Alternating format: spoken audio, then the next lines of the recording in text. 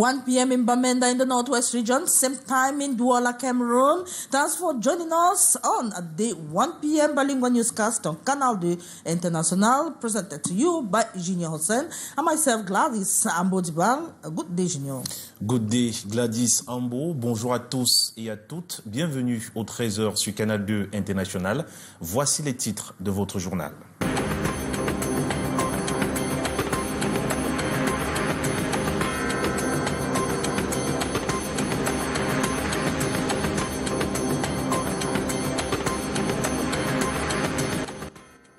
Plusieurs boutiques parties en fumée et détruites par un incendie, on va le dire ainsi, détruites par un incendie autant pour moi, au lieu dit Carrefour Terminus Mimboman à Yaounde. Le feu s'est déclaré vers 22h hier, 7 janvier, et ces flammes ont ravagé tout sur leur passage jusqu'à ce mercredi 8 décembre 2025. Des précisions dans un instant. And still in Yaounde, two traffickers, a seller and supplier of fake banknotes, are presently in gendarmerie custody. The seller was caught in possession of 32 million francs CFA fake banknotes, and this led to the arrest of his supplier.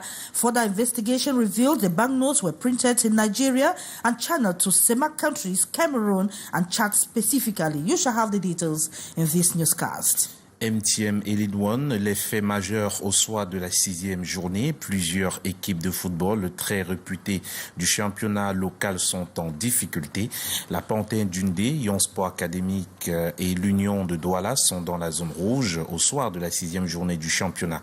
Les détails dans un instant.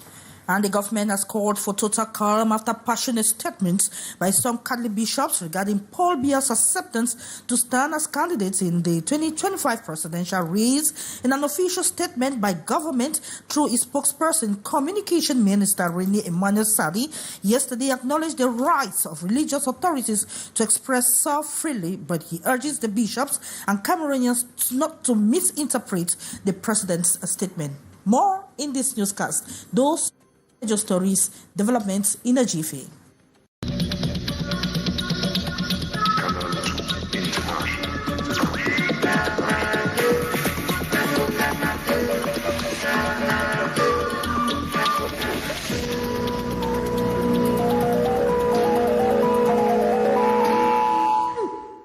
So joining us once again, you can equally watch us live on our social media handles, Facebook and YouTube. We begin with this fire incident in Yaounde, Junior.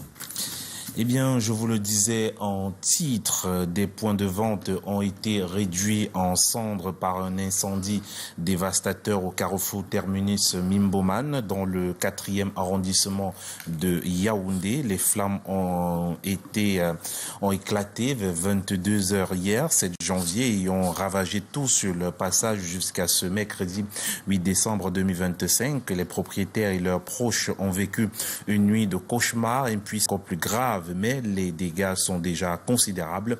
Les victimes sont désespérées, comme en témoignent les images.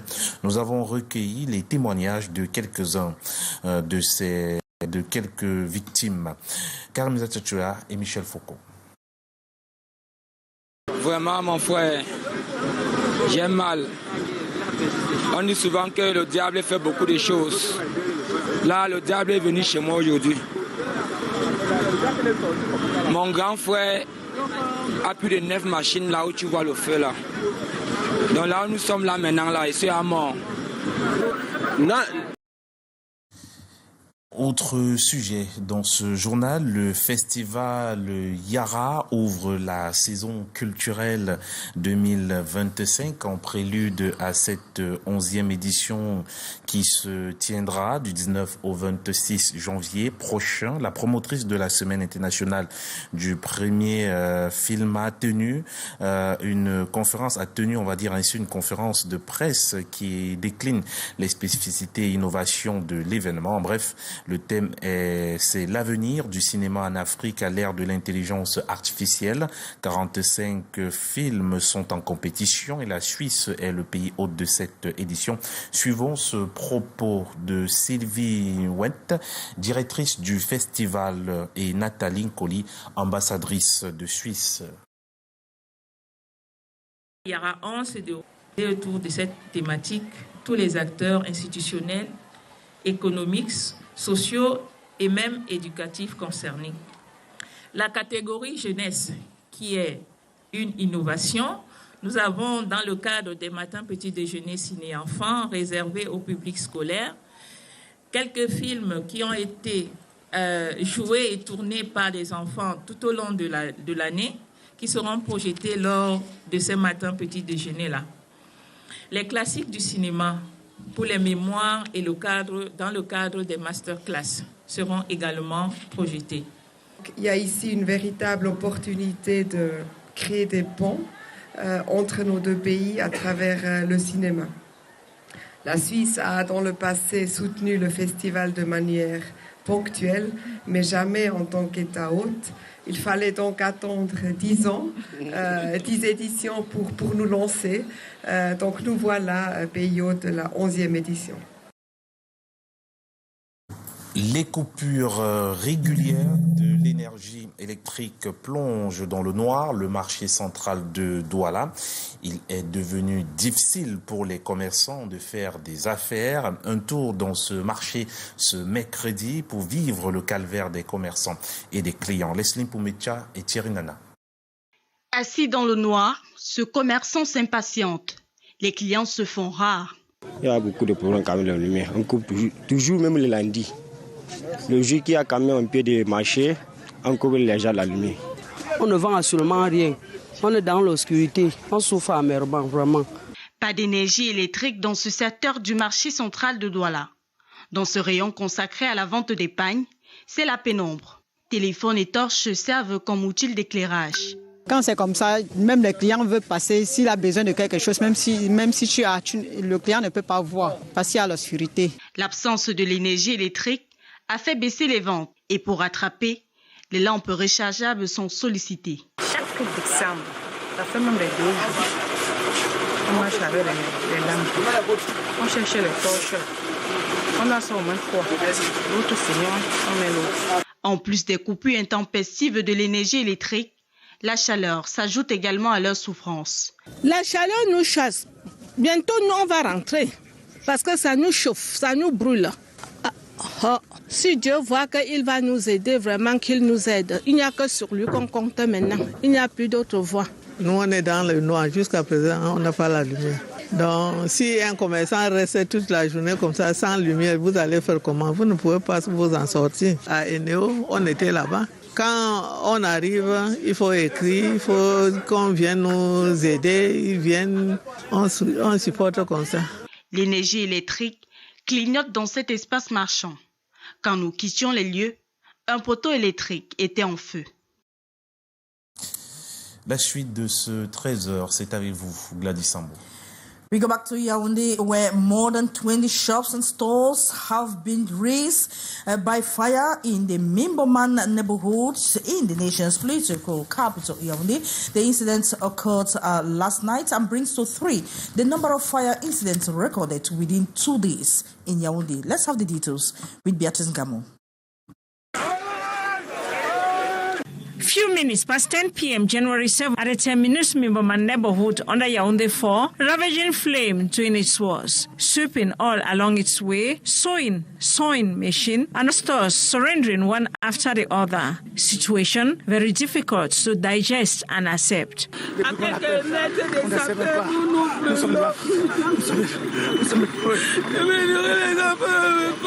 Mon frère. Ça me fait mal. J'ai mal. On dit souvent que le diable fait beaucoup de choses. Là, le diable est venu chez moi aujourd'hui. The set of the victims of this recent fire incident that was contained at around 7 a.m. this morning by the fire squad, accused of arriving late despite being in same neighborhood. In the face of such a challenging moment, seeking God's Almighty, His trusted comfort. Seigneur Jésus-Christ, on te confirme tout. Voilà le feu qui se présente là. Le feu qui est là, Seigneur, on ne sait pas d'où le feu sort, Seigneur, il n'y a que toi. Over 20 shops, stores consumed by the fire, leaving enormous material damage. But thank God, no person died in the process. The cause still uncertain. Why some think it might be from cigarette fire, others point to disorderly power installation. On ne connaît pas, on ne connaît rien. This terminus Mimboman incident marks the third in 2 days. Mokolo Market at the Sape area started Sunday, breaking Monday, destroying numerous warehouses stocked with foodstuff, followed by 3 homes at the Kangsik Longkak area the same Monday, leaving many families in distress. And 2 traffickers, a seller and a supplier of fake banknotes, are currently under police custody or gendarmerie custody in the nation's political capital, Yaounde. The seller was caught in possession of 32 million CFA francs fake banknotes that equally led to the arrest of the supplier. Further investigation revealed the banknotes are printed in neighboring Nigeria and channeled through Cameroon and Chad, the main countries where they are being sold. The 2 presented to the press, that was yesterday, to answer for their criminal acts according to the law. Beatrice Gamo once again. The investigation was born from numerous complaints of increasing circulation of fake 10,000 and 5,000 banknotes in major towns here in Cameroon, particularly Douala, Garoua, Maroua, and Yaounde. The inquiry took them to the far north region of the country. The arrest of Adum Iseni in Maroua with a good quantity of fake banknotes worth 32 million francs CFA. This led them also to the arrest of the main supplier in Kusiri, still in the far north. Further investigations make them to discover that the fake notes are printed in our neighboring Nigeria. Money they channel to Semakount, Cameroon and Chad, their big markets. The supplier buys 1 million CFA francs at 40,000 Nigerian naira. Their modus operandi. When you sell 1 million fake banknotes, you are paid 100,000 francs. Most often they blend the fake with real banknotes, and treating in remote areas, they often go hitch-free. This shall face the law. And I also use the opportunity to call upon the population to be vigilant in manipulating banknotes. They should try to identify or know the difference between real notes from fake. Worth noting that the production, circulation and use of fake banknotes is a crime here in Cameroon. These 2, the supplier and seller, presented the press this January 7, are to face the law accordingly. Thank you so much, Beatrice Gamwa. We have the government that has called for calm after a passionate statement by Catholic bishops regarding President Paul Biya's acceptance to stand as candidates in the upcoming 2025 presidential elections. In an official statement by the government through its spokesperson, Communication Minister Rene Emmanuel Sadi, yesterday acknowledged the rights of religious authorities to express themselves freely, but urged the bishops of Cameroon not to misinterpret the president's statement. Let's have more with Beatrice again. Since the head of state's end-of-year address to the nation last December 31st, 2024, expressing his acceptance of the people's call, bid for him to stand for the presidential race, tongues have been wagging. The recent being that by some prelates of the Roman Catholic Church asking him to drop the bid. It's today the talk of the time. This January 7, government spokesman and Minister of Communication Rene Emmanuel Sadi released a statement on the matter. He made it clear of the rights of all to freely express themselves, but the government deeply deplored the vehemence on declaration solely on presidential stakes and based on a misleading and inaccurate interpretation of the words of the President of the Republic. To him, the President has been invested with a 7-year mandate. It is left for him alone to express himself on his determination and desire to answer the bid. As government statement added, Cameroon is a secular state. The harmonious coexistence between religion and public authority is for peaceful relationship and not one of conflict, especially with the Catholic Church. We classified the bishop's statement as pure speculation and cannot influence the free choice of Cameroonians, concluding that at the end of the day, the decision of the president only matters, whether he's going in for re-election or not. And the national chairman of the Social Democratic Front Party, SDF, Joshua Osi, has called on young people to register en masse on the voters' registration list to actively participate in the upcoming elections. Speaking on January 7, 2025, during a press launch in Douala with journalists and civil society actors, Osi emphasized the importance of youth involvement in shaping the nation's future. He also urged individuals who had previously registered but were displaced due to conflicts to ensure they update their registration in their new localities. Here is an excerpt from SDF National Chairman Joshua Osi. There is no way, and by whatever means possible, that the SDF will stand by to see this First Republic, this regime that has been in power since 64 or 65 years today, continue this work of putting down this country, of letting down its citizens, of making sure that we become not second-class citizens, but a mockery to the rest of Africa. We will not let this happen. And we are calling for all and sundry to join us to make sure that we do everything possible in 2025, because the Constitution, if it's not changed before October, imposes a presidential election, and unfortunately, only the presidential election can usher in this change. We're calling on all who can afford to go and register, to make sure that they have an electoral card, to change where they are registered. If they got registered in Bamenda and today because of the war they find themselves in Bafoussam, Yaounde, Douala or elsewhere, let them change their seat of registration. Let them make sure that they are ready for October, and they should do this today, to make sure that they are ready so that we change this narrative and we take back our country, and so that power finally comes back to the people. That is the national chairman of the Social Democratic Front Party, the SDF, Joshua Osi. And we now talk about immigration, Junior. Accord parfait entre le ministère de la Jeunesse et de l'Éducation civique et l'Organisation internationale de la migration. Les deux entités viennent de signer un mémorandum d'entente afin d'encourager et de tirer le meilleur de la migration régulière. Les détails avec Janice Kamga et Serge Alain-Zibou. Selon l'Organisation internationale pour la migration, l'un des charmes de la migration régulière réside dans son potentiel transformateur. La diaspora camerounaise aujourd'hui représentant une population estimée à plus de 4 millions de personnes. En 2023, les transferts de fonds atteignaient 375 millions de dollars. Ils ont été non seulement une source de soutien économique majeur, mais aussi une opportunité pour investir dans des projets d'impact et d'innovation.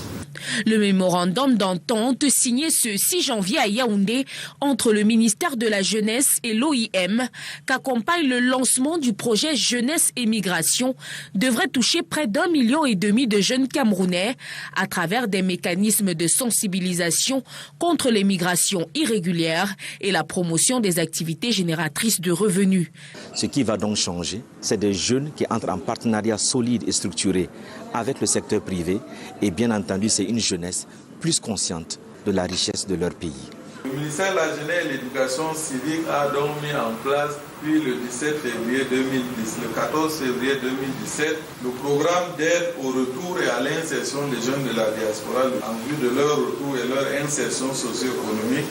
Pour pouvoir utiliser la migration comme une niche susceptible de répondre aux défis mondiaux, 4 piliers soutiennent cette vision: la sensibilisation et le plaidoyer, la formation et le renforcement des capacités, le réarmement civique et entrepreneurial et la promotion des alternatives à la migration en lien avec la politique d'import-substitution. Rendons-nous à Bafia pour vivre l'installation du nouveau chef du canton Cam. Et c'est avec Titi Freeman et Espoir Anissé Bayra. Ils sont 18 chefs traditionnels de 3e degré sur les 20 pourvus à avoir porté au trône par désignation à l'unanimité le nouveau chef supérieur de 2e degré du canton Gam, en la personne de Wilfried Ngon. La remobilisation va recommencer à la base. On va repartir vers nos populations pour leur faire comprendre que désormais, le guide étant déjà là.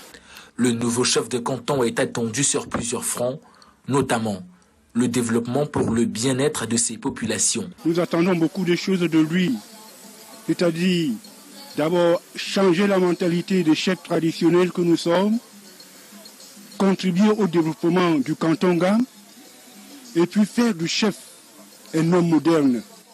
Après la vacance, place à la remobilisation sous la conduite du nouveau roi. Tout pouvoir vient de Dieu.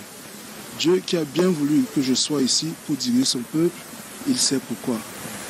La cérémonie a été présidée par Garga Bakari, préfet du Mbameyinoubou. Eh bien, nous parlons éducation à présent et c'est avec vous, Gladys Sambo. Yeah, besides being a Tuesday of resumption of weekly activities in most parts of the northwest region of Cameroon, the streets of Bamenda were particularly jammed. That was yesterday, January 7, as most students took to school, or most students started the first day of the second term of the 2024-2025 academic year. This, unlike the resumption that took place in other parts of the country, that of the northwest region was due to the weekly ghost town on Mondays that was respected. Details in this report by Sherifa Saleh and Collins Anye Collins. Though the security crisis in the northwest region seems to be abating after 8 years, it was still impossible for schools to reopen on the first day of the second term of the 2024-2025 academic year on Monday, 6th of January. Since 2017, the quiet Monday ghost town seems to be haunting people, reason why classes instead began Tuesday, January 7 in the primary, nursery, and university levels. As a matter of fact, I can see I've tried my best in preparing for the second semester, so I'm fully ready to take off for the second semester exams and the school year as a matter of fact. At the 60-year-old Cameroon College of Arts, Science and Technology in Bambili, classes started full swing with permanent and student teachers imparting knowledge to the younger ones, according to the principal. Given that the statistics were expected before 9:30, you see, in a high school, in a school where students at time come when they have their periods, I can effectively say that more, if we were to go now by midday to do the head count, it will be more than that number that we gave us, 1,970 something. I never knew teachers were going to come up to the extent that we were going to have classes. So I was even discouraged. I was about going home. And then a teacher came into class, a chemistry teacher, and gave us some recall backs that we did before going for holiday. Whether on bikes, in taxis, or on foot, they all made it to their school campuses and repeated the same procedure in the afternoon after the teaching-learning process for this very determinant of the 3 terms of the academic year. And we take you to the Douala Central Market, which is permanently hit by power outages. The sporadic electricity supply has disrupted the daily operations of most of the business persons, forcing vendors to adapt with torches and rechargeable lamps, while unbearable heat equally adds to their woe. Let's have more with Sherifa Saleh. Here at the central market of Douala, rows of shops are cloaked in darkness. Vendors sit amidst the gloom, waiting for clients who no longer come as frequently. The market, renowned for its vibrant trade in textile and goods, has been hit hard by constant power cuts. We have constant power outage here, and it really affects our businesses since we can't present our goods in the dark, so it slows the rate at which we are supposed to sell. On ne vend absolument rien. On est dans l'obscurité. On souffre amèrement, vraiment. In one section of the market dedicated to selling colorful fabrics, traders use mobile phones and flashlights to illuminate their wares. Despite their resourcefulness, many report slow sales as shoppers avoid the dimly lit stalls. On sort comme ça, on rentre comme on est venu. To cope, some have invested in rechargeable lamps, but the high cost and limited efficiency of these devices offer little relief. Compounding their troubles is the intense heat trapped within the market's enclosed spaces, making the working conditions almost unbearable. Si un commerçant reste toute la journée comme ça sans lumière, vous allez faire comment? Vous ne pouvez pas vous en sortir. The inconsistent power supply has left traders frustrated. As a team of reporters left the market, a burnt-out electrical pole symbolized the deteriorating state of infrastructure fueling these challenges. For these traders, the fight is no longer just about selling goods. It's about surviving in a market gripped by darkness and uncertainty. Let's now talk sports, Junior. Alors que l'on vient de franchir la 6e journée du football du championnat MTM Elite One, plusieurs équipes de renom de ce championnat sont en difficulté en ce moment. La Panthère d'Yaoundé, Yon Sport Academy et l'Union de Douala sont dans la zone rouge. Les détails avec Mathieu Fangwa. Rien ne va au sein de l'Union sportive de Douala. Avec des résultats en demi-teinte et une maudite 12e place au classement, les Nassara Kamakai connaissent un début de saison difficile. Une réunion de crise se serait tenue il y a quelques jours afin de resserrer les rangs et de rassurer les supporters qui demandent déjà des têtes suite aux mauvais résultats. Rappelons que les Verts et Blancs se sont maintenus de justesse en Elite One la saison dernière. L'Aigle du Mongo, le club mythique du Mongo, tire le diable par la queue depuis le début de la saison. Malgré un bon match lors de l'ouverture de la saison face à Stade Renard de Melon, soldé par un score de parité 0 but partout, rien ne va au sein du club du président Adolphe Seke.